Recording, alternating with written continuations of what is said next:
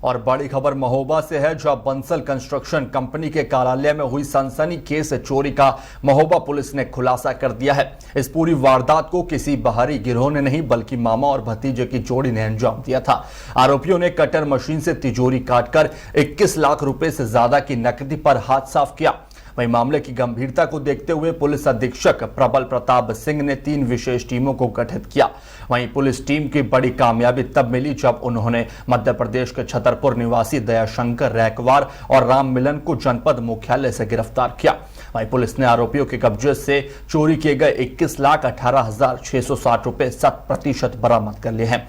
और हाईवे निर्माण में काम कर रही बंसल कंपनी के मैनेजर की शिकायत पर हुई इस त्वरित कार्रवाई ने पुलिस की कार्य प्रणाली पर जनता का एक बार फिर भरोसा और मजबूत कर दिया है और दोनों आरोपियों को हाल फिलहाल जेल भेज दिया गया है। देखिए महोबा से हमारी ये ब्यूरो रिपोर्ट।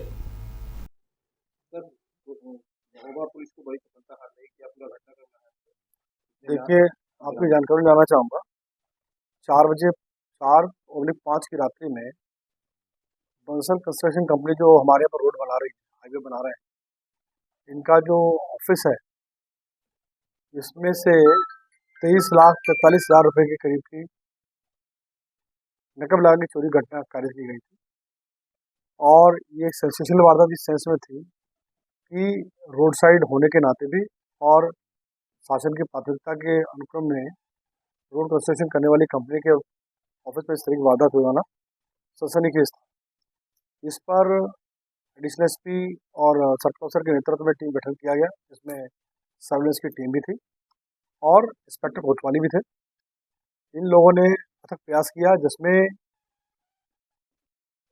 सबसे पहले दयाशंकर रखवार, जो कि प्लम्बर के रूप में और पेंट्री बॉय के रूप में काम करता था, इसमें उसकी गिरफ्तारी की गई।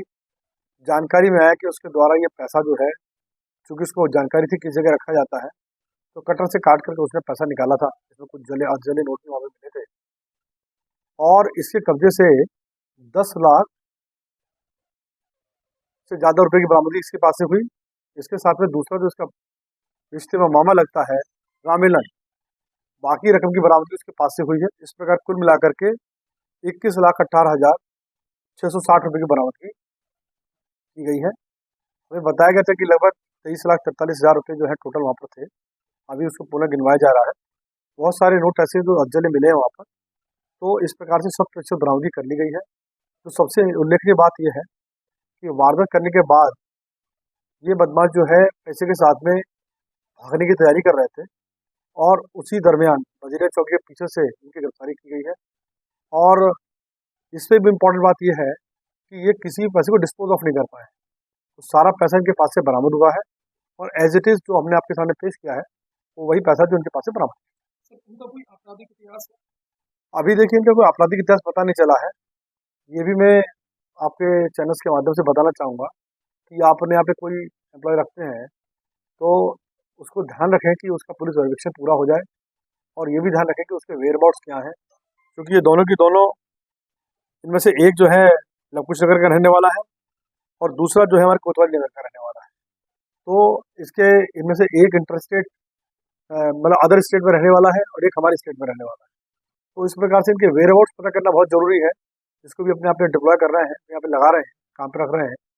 ये भी बहुत जरूरी है जानना कि उसके चरित्र कैसा है, उसके बारे में ये भी जानना जरूरी है कि यदि भी उसने कोई आपराधिक वारदात कारित नहीं करी है, तथापि ये जानना बहुत जरूरी है कि इसकी मंशा क्या रह सकती है। तो इन चीज़ों का ध्यान रखा जाना चाहिए। ये वारदात में वर्कआउट करने में सबसे महत्वपूर्ण बात ये रही कि ये पता लगाया गया कि यहाँ पर ऐसा कौन व्यक्ति जो गायब हो गया है। ये दयाशंकर वो व्यक्ति जो वहाँ से गायब हो गया था और उसकी गिरफ्तारी के और इसके मामा की गिरफ्तारी से केस वर्कआउट हो गया।